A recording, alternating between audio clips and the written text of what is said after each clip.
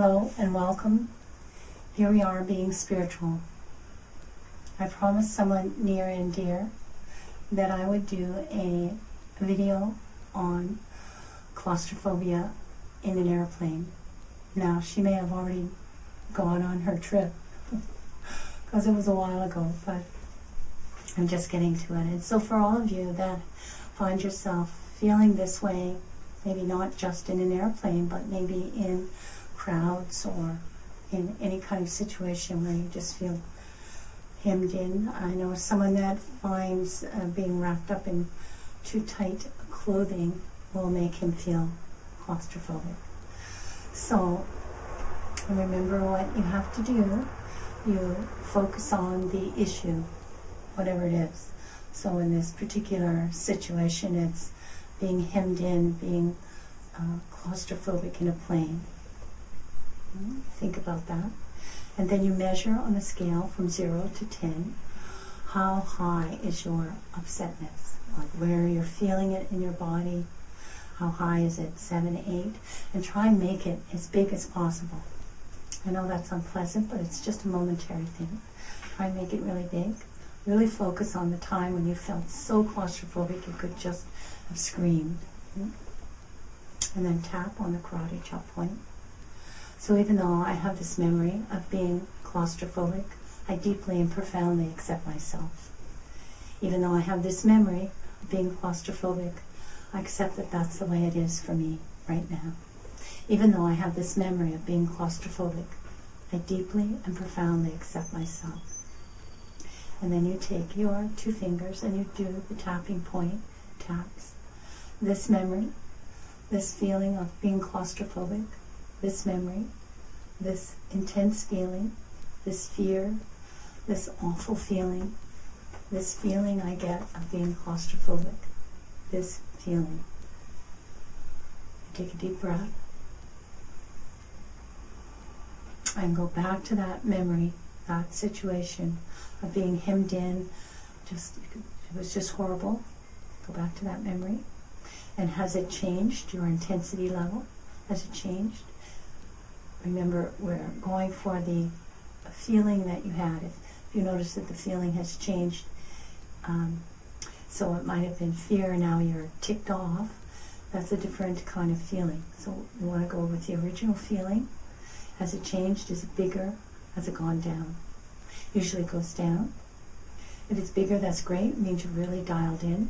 And we just keep tapping. This leftover feeling, I release and let go of this leftover feeling. This leftover feeling about being claustrophobic. This leftover feeling. I release this leftover feeling. I release this feeling of being claustrophobic. I release this leftover feeling. This awful feeling of being claustrophobic. Again, you don't have to go slowly. You notice how quickly I can go? You don't have to go slowly because you're tapping out specific energy points and releasing the energy of them. Okay, so take a deep breath. Where are you on the scale? Has it changed? Has it not changed? Now, let's talk about if it doesn't change at all. You're either not dialed in. You may be dehydrated. Take a drink of water. It may be draining out slowly. 99% of the time, this works, changing. Or you may have shifted into another emotion or another memory. Gary Craig talks about in his tapes where he was on the telephone with somebody, tapping somebody out on the roof. He was a roofer and he became phobic about heights. Makes work very difficult if you're a roofer. And so because he couldn't see him, he didn't realize that the man was going through incident after incident. So be careful you're not doing that. So let's check the leftover feeling. It's gone down. We do. If it's gone, you're finished. If it's gone down, and it's just a little bit, don't accept a little bit. Trying to release it all. So go back to that emotion, that situation. Notice it. Focus on it. This leftover feeling. This feeling I won't let go of.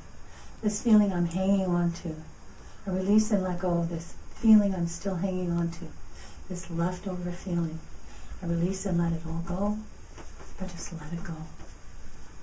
I can let it go. It's safe to let it go. Again, deep breath, and notice. So you just repeat that whole process, go through it. If you remember other incidents, you may have a list of incidents. Just keep going through them until you no longer have that kind of emotional charge.